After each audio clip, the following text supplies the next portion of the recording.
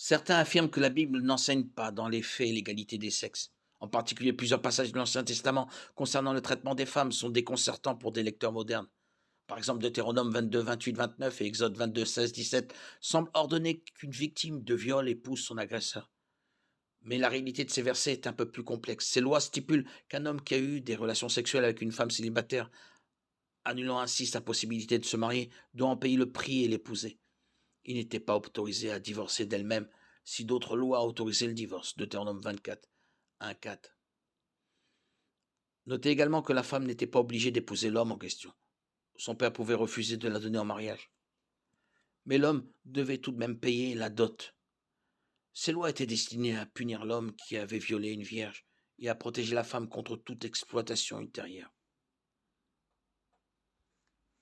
De nombreuses lois de l'Ancien Testament concernant le traitement des femmes avaient pour but de protéger les femmes vivant dans une société où elles n'avaient pas autant de droits ou d'opportunités que les hommes.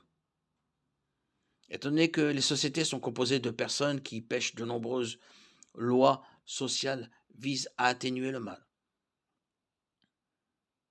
Les lois sur le divorce en sont un excellent exemple. Dans Matthieu 19, Jésus explique aux pharisiens que Dieu n'a pas ordonné le divorce, mais qu'il a été autorisé parce que vos cœurs sont durs.